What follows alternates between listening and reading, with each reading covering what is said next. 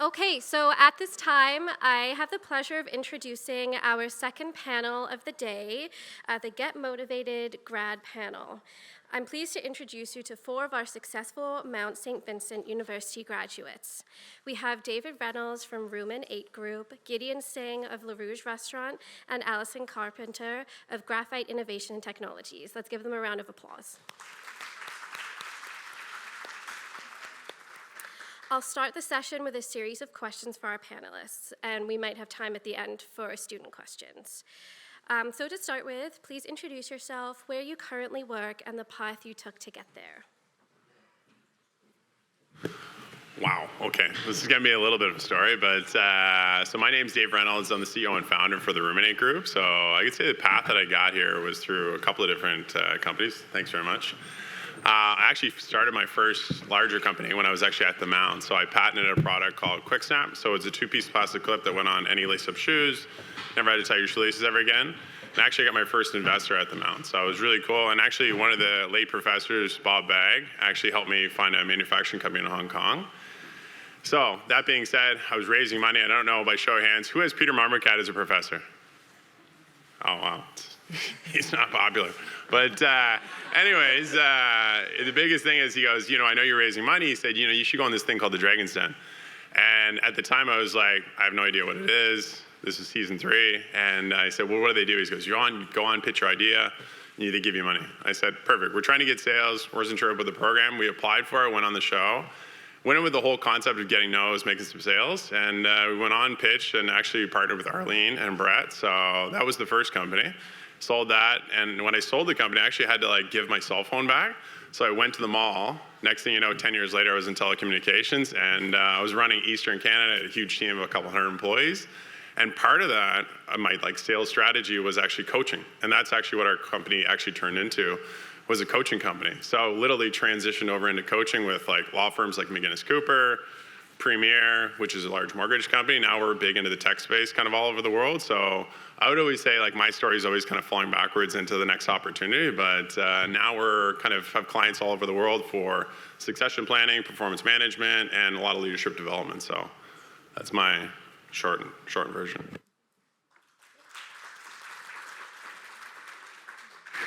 My name is Gideon. How I got to my career, it's kind of hard to follow up after that. It was quite a journey. I started in my tourism career in 2015, actually at the co-op program here. I did my first independent co-op through MSVU, and I actually found my job in Hong Kong at Intercontinental Hotels. So I started off in the hotel industry, really liked that, but then branched off into food and beverage, and that's kind of where I'm still at. After my first co-op, I learned so much. That hotel itself was designed for students like us that were in co-ops or internships and stuff like that, where they did a full 1-month intensive program where you learn a bit of every single field to see and understand what each part was like. So you can figure out on the fly of what you want to learn and do. After that first year of co-op, I decided to go back to Halifax, and I worked at various different restaurants around downtown. One of the highlights, or somewhat highlights of my career, would be working throughout the pandemics in nightclubs. That is definitely an experience I never thought I would have.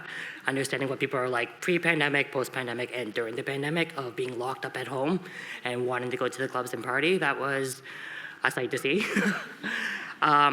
And now I have transitioned to more fine dining style, and I work at a restaurant in Bears Lake that just opened up called the Rouge.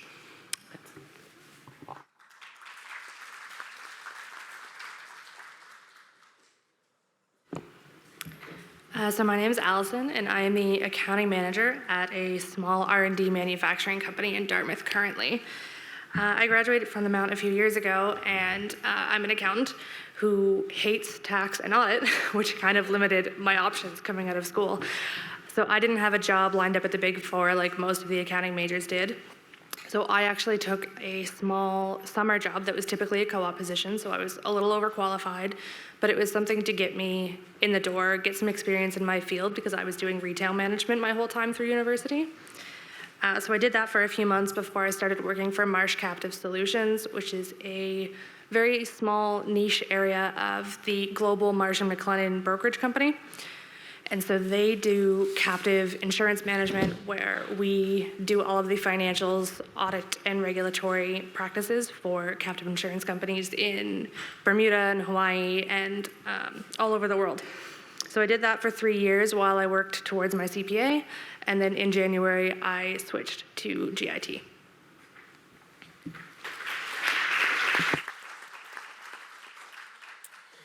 So what program did you graduate from at MSVU? Yeah, I started with IT, and I realized I was terrible at that. So I switched over into business, and I did the business undergrad program. I did the Bachelor's in Tourism and Hospitality, and I graduated in 2018. I graduated in 2019 from the Bachelor of Business Administration with majors in accounting and management.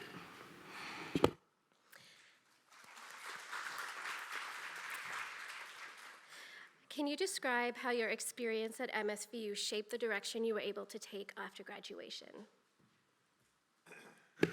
Okay, so you're gonna have to take this lightly, but like my career at the university was kind of more of a Van Wilder experience, so probably reference is not gonna hit, but it was kind of funny when I actually remember sitting down and getting a job interview for a big pharma company, and he's like, how long did it take you to do the undergrad program again?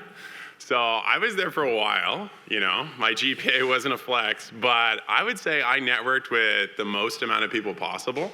So like I said, one of the professors had got me a connection into Hong Kong for a manufacturer. I had found an investor, I was at a conference, and I kind of knew everybody. So I would say like my experience was like really building up my networking skills, communication, and just like establishing, you know, a presence there. And so it was actually a really cool area that helped me when I got into business communicate better. Part of what we do right now is actually teaching law firms, engineering firms how to network. And so that's what I would say I did well at the Mount. The class part, not so much, but I would say later in life, I figured out I actually taught at the Mount. So when I went back and told people that I was teaching at the Mount, they were like, oh my God, how? So, but things changed. Right after that, I got 2 masters and started a doctorate. So life changes, and then, you know, grades get better. I guess for me, especially with this degree, I think the core program is such a good opportunity to get real life experience. The stuff that you learn in class is only kind of one side of what you read from a textbook or what the teacher teaches you. But that hands-on experience that you get from co-op is what will really take you on in life and where you want to go. Through my first co-op that I already mentioned, that I had to do an independent job search, I highly recommend, if you have the opportunity to do that. The Mount has great facilities to learn how you can do your own job search, and that's the most real life experience you'll get post-graduation. When you're out in the real world trying to find your own job, you don't really have that support person working with you at all times asking questions, so you're kind of alone. So if you get that experience when you have that support, when you feel like you're alone, then you get the opportunity to know what it's like outside when you have a support system. So that was my biggest thing. I would say it's the very small community that the Mount is, and the connections that you get to make here with your peers and your professors. Use all of the wealth of knowledge that everybody has. And I've taken advice on career moves and jobs from, I've texted Rhonda and been like, hey, have you heard about how this company runs? Do people like it? I've contacted old classmates who I knew that worked at certain companies, and I've taken their advice and considered how their experiences were before I've taken jobs. So really make sure to take advantage and talk to everybody you can. Making those connections can help you next year, and it could be 10 years down the line. How has the pandemic shaped your work environment? So I was kind of listening at the back. Everybody was like, you know, it was really like a struggle. It was a challenge. The pandemic. Actually, the pandemic was amazing for me from a work perspective because like everybody really needed our services. So we focused a lot on the people strategy side. So when everybody had to kind of be, you know, working from home, it started siloing a lot of divisions in companies. So what we did was our job is really kind of come in, work with executive teams or C-suite officers and pull those teams together. So we just got an abundance of customers all at once. The other part of that is that instead of being regional or national, we could be international. So it just made it easy for us to get onto a Zoom call and talk with somebody in Macedonia or Serbia that's like on a dev team. Yeah, like we built out a whole curriculum for Vet Strategy, which is the biggest veterinary company in Canada. They're a multi-billion-dollar company, and they just reached out and said, hey, we heard you do this, created a custom curriculum, and we've had like a tsunami of business that like really came from it. And so the pandemic for us was really kind of a blessing in disguise, but it's a matter of how like we adapted throughout the process. So now that people are kind of coming out into more of like a hybrid remote, like now we're best on both sides. Like originally we were face, heads on, training and classroom. Now we can kind of do the virtual and classroom, and it's been, yeah, really good for us, actually a really good experience. Now we're kind of like augmenting people getting back and entering new markets, so we can do hybrid remote. Yeah, it's been a good experience overall. For my industry, you can't really work from home during the pandemic, so it definitely changed a lot of things for protocols, rules, regulations, and other things like that. I mentioned before, the nightclub industry was the biggest change, where people weren't even allowed standing up and socializing without a mask. Everyone had to stay seated and stuff like that. So different strategies for companies to not go under during that time was a huge part of being a manager, and how do we generate revenue during these times and stuff like that. So with our restricted hours, and obviously we can't just increase prices because that's the easiest way to increase profits in that sense. It really changed how we approach the food and beverage industry. People still wanted to go out, people still wanted to go out and have fun, but how do we create a safe facility for people to have fun and enjoy food and company of other people? So it really just changed the direction of how we had to think about the food and beverage industry. And a lot of the rules that we still had back then during the pandemic, we still enforce today, just because we realized, hey, that was a more efficient way to run things. So it just really just opened up a perspective of what was necessary. I think the other big factor that changed post-pandemic was all the veteran servers or managers or other people that worked in the industry for like 20 plus years. A lot of people either took a hiatus and they're still on hiatus, or they just completely left the industry because that was the kick in the butt that they needed to leave the industry in general. So after that 3-year lockdown, basically, it kind of changed the hospitality industry to be what we have today. And there's still a lot of places that are still learning, and there's still a lot of places that are still growing. So it's just changed in general of the direction of what they want, where they want to go.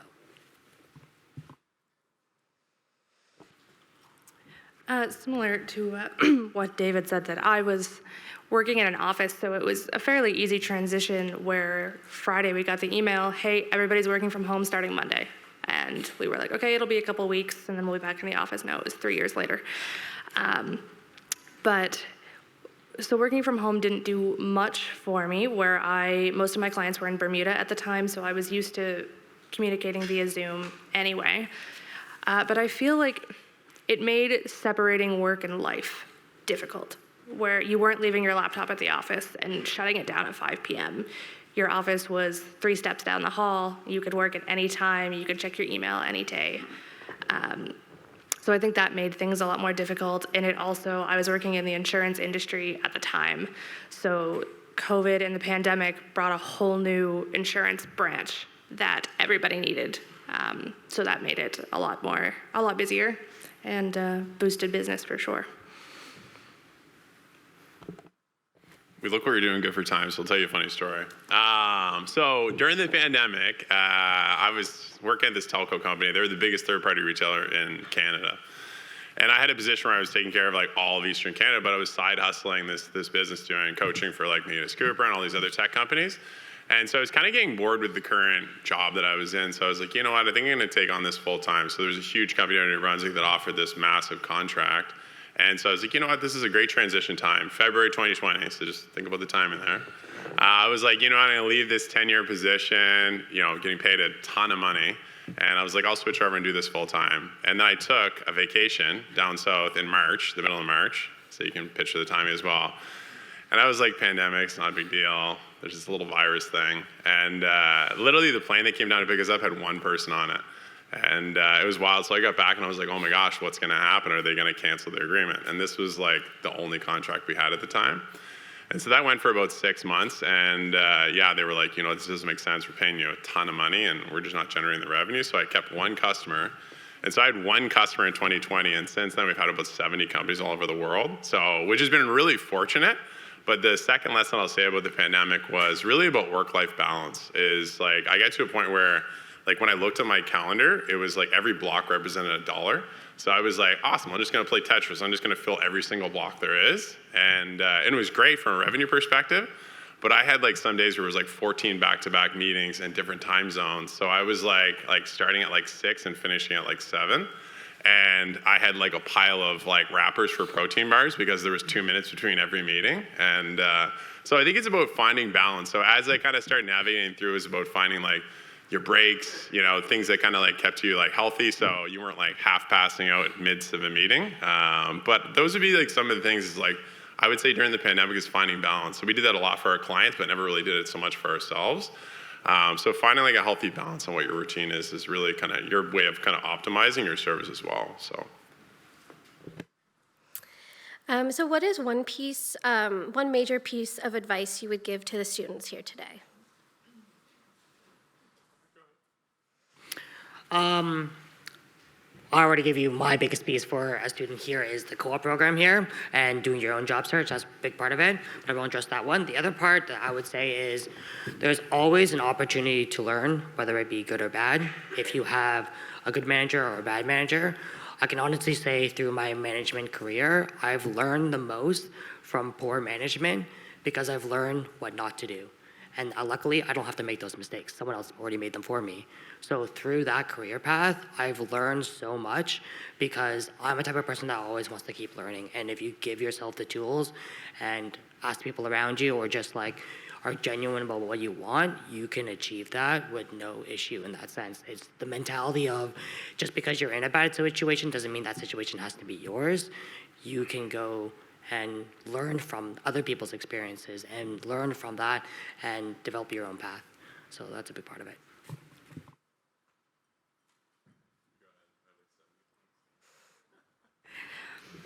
I'd say that my biggest piece of advice is to not be afraid to move around. Don't feel like you're stuck in the first job that you take after graduation, especially if you don't like it. A lot of people go into these big corporations where they hire 20 or 30 people at the same time as you. And a lot of the bigger ones have set promotional schedules that a 2.5-year cycle or something that might seem a little slow, and places that you really won't necessarily learn so much for after the first 3 or 5 years. It'll just be the same job, but a little bit higher, maybe managing a little bit more people. But there's a lot of benefit to switching jobs, switching industries, and being able to align what you're doing for work with something that you're passionate about and make sure that it's something you actually enjoy. Don't let the sunk cost fallacy get you that you've been somewhere for 3 to 5 years, so moving to a new company is starting over. No. A lot of the times you can move up faster by moving around and getting different experiences and learning different things in different places.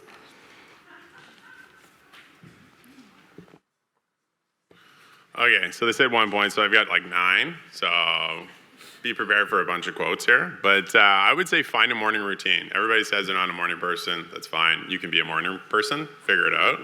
I get up at 5 a.m. every single day, and I'll tell you the reason why, and there's a bit of a math behind it. I used to get up at 6:30, used to run this call, I had a huge team, I had 150 employees, and so every day felt reactive. I was like rushing into the day. I had a pretty structured agenda, but I read the 5 a.m. Club. Who's kind of read the 5 a.m. Club? Right, okay, it's like same as Peter's classes. But, it's an awesome book by Robin Sharma. If you haven't read it, read it. I started getting up at 5 a.m., put more structure into being proactive. And it was interesting when I started working the math, though, because I had to kind of build up this company, is that by having an extra hour every morning, and I did this every day of the week, I calculated over time. I actually got 15.3 extra days added to my year of full growth. So I'm a law of compounding effect. So every day was an hour. It didn't seem like that much, but at the end of the year, and I've been doing this for like 6 years, so I am a 5 a.m. every single day. Find your morning routine. You're going to get ahead of everybody. And so your growth strategy should build around morning routine. And all the people that I've connected with, like massive business people, ask them, what's your morning routine? And they'll lay down their whole philosophy, and I guarantee they get up early. Keep learning. So when I left university initially, I was like, I'm never going to read another book ever again. And when I started reading again, probably about 7 years ago, I have a huge library at my house of books. I would say continuous learning is a massive opportunity to get ahead. And what I'll say with the quote is everybody always says knowledge is power. I kind of say that's not true. I would say your distribution of knowledge is where the power comes from. So like when you learn something, apply something. You know, it's great, like you could have all these books, you could have all this information, but if you're not using it, you're not really optimizing the power of doing it. I have tons of books, I'll read something, apply something. I do 10 pages a day, I'll get through like 20 or 30 books a year. So I usually, again, 10 to 20 pages. Find a mentor. I had an amazing mentor, his name is Pablo. I learned so much from him. If you can find a mentor or a coach, somebody that you can connect with on a weekly basis and just learn from them, it's unreal. It could be in any industry, just look for your lessons. Because there's an old Chinese proverb that says, to know the road ahead, ask what's coming back. Find somebody that's out there that's done it and help you along the way. It'll get you ahead of everybody else. Don't compare. So there's always gonna be somebody that's gonna be ahead of you, especially in business or whatever journey you're gonna be on. So like they say comparison is the thief of happiness. I did this a lot early in my career of like, oh my gosh, they're here, I need to be here. Just don't do that. Focus on yourself, invest in yourself, keep pushing forward. So perseverance is a big one. I would say, and this is what me and Peter were laughing about the other night, is like, I would never give up. No was never like an end. It was more of a motivator than anything. And there's an old quote that says, the doors of opportunity come to those who knock. And it was actually funny, when I graduated with the Mount, I actually moved to the States and knocked doors for a year. I dare anybody to go try that. That would give me like 10 years of experience. So when I went back and started this other company, I like blew the doors off the place because any objection was just a motivation to get to the next door.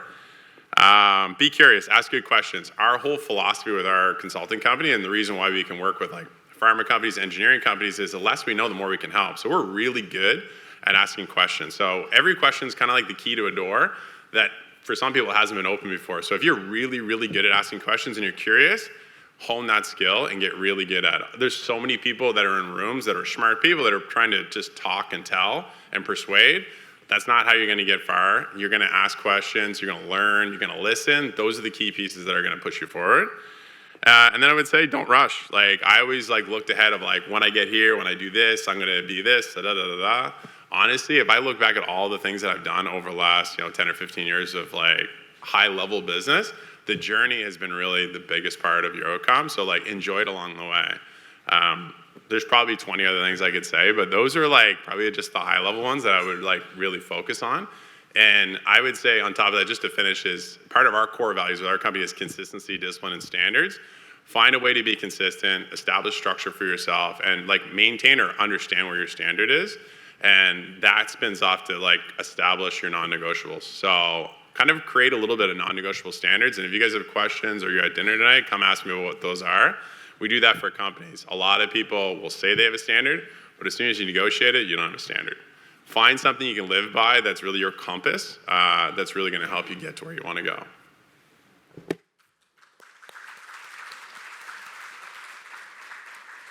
Okay, so at this time, we do have some spare time for student questions.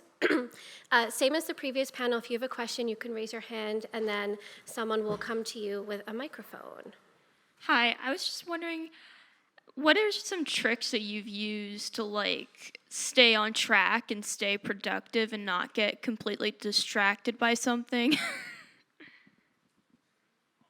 I'll start with this one. I was honestly like, I'm just gonna remember this. Never worked. I was a disaster if I just tried to remember things. I like live by my calendar. Calendar is probably one of the best structured things that you can have. Like have a really good system for that. Like I will like, honestly, and this is just a joke, is like, I'll go on a date and I will send them a calendar invite. Like, cause if I don't, I might forget. But like, I put everything in there. Like, you literally, that is the best way to focus and establish structures, have a good calendar. And the time management thing, I heard that question earlier, and it was awesome. It's less time management, it's priority management. Like, I focus on the things that have the highest return for me, and that's what goes on my schedule. Everything else gets usually put to the side. Yeah, to build on that, I don't necessarily use my calendar as much, but I do have, I'm very old-fashioned. I have a written to-do list in front of me most of the time, and at the end of every day, I'll update it to reprioritize what I know needs to be focused on the next day, and I'll rewrite it so that I know that, okay, on Tuesday I have to do these 3 things, and then on Wednesday it needs to be these 2 things, but then I also have a list of other stuff that can be done as free time comes up. To add on to both of them, I do both the calendar and the checklist, so they're speaking from experience. I live my life by the calendar. I make my family schedule things in their calendar. If it's not in the calendar, it's not legit, it's not happening. So that's just how it works. To-do lists are so important. It's a little motivator for you every single day. And every single time you check off something, it gives you a little bit of dopamine hit. It's a psychology trick that makes you motivated to keep going. So every single time, even if it's a simple thing like wake up, it still gives you that little bit. So I recommend using a checklist. Okay, do we have any other student questions? Hi. So you all had said that you moved on from your job to another opportunity, and I was just wondering how you knew that was the right time, because like you were saying, Alison, you don't always have to stay in the same spot. So how do you know when the right time is to move on from a certain company or like even to a new career? I go first with this one. I can say when I started my career in 2015, I've worked at least 6 different restaurants, all various styles, banquets, weddings, boats, nightclubs, fine dining. The only things I really haven't touched are airlines and cruise ships for the food and beverage side of hospitality. For me personally, how I knew when I was ready to move on to my next position or next role is if I wasn't given the opportunities to keep learning what I wanted to learn at that position. It is scary and daunting to move on to the next place, but if the place that you're at is not giving you the facilities to keep growing like you want to, then you should really reevaluate what is your path or where your goals you want to go to. Because if you're stuck at that one job and you've now peaked at where you're at and they're not giving you the opportunity to take the next step, then they're not guiding you to be where you want to be, and that's your opportunity to now look elsewhere.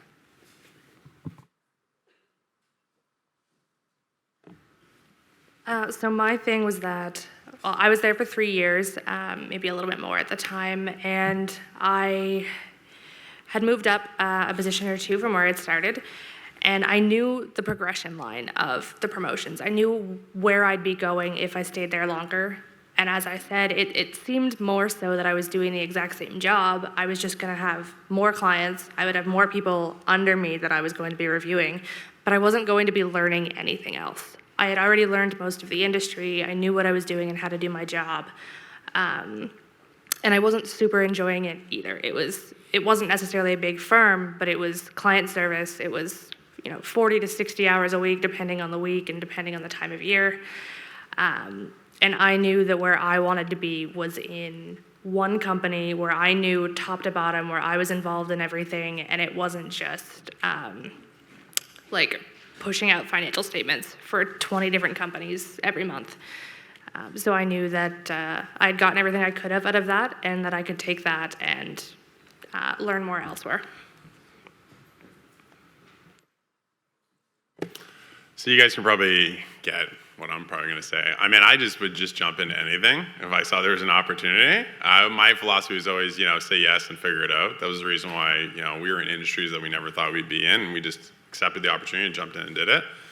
But switching jobs for me, it was just a matter of getting another experience level. One thing I'll say on that, though, is a lot of people want to get into like these massive corporations like Deloitte or EY, and they're awesome. There's a lot to learn there, but try and find like a small boutique place that's like scrappy and like has to like really fight for what they're going after. There's a huge opportunity for that. But I would say early in your first 10 years, like I would say 20 to 30, like diversify your experience and try and get into different areas. And one thing that I find a lot happens is like people do like paralysis by analysis. They just overthink these opportunities and they miss the opportunity. So just try and be quick in your decision making, but understand like where the opportunity is coming from and why it would be important for your long-term goals. So try and connect it to like a little bit of your destination where you're going, but don't hesitate just because of fear or risk. Honestly, try and put yourself in more environments where you have the ability to fail or there's an opportunity for failure. That's really going to get you out of your comfort zone and get you to develop.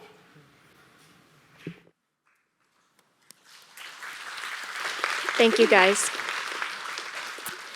So at this time, I just want to say thank you to our panelists for your insights and your knowledge. It's inspiring for us as students to see what is out there for us after graduation, so thank you. And we do have a small token to present you after the panel. So a round of applause for our panelists.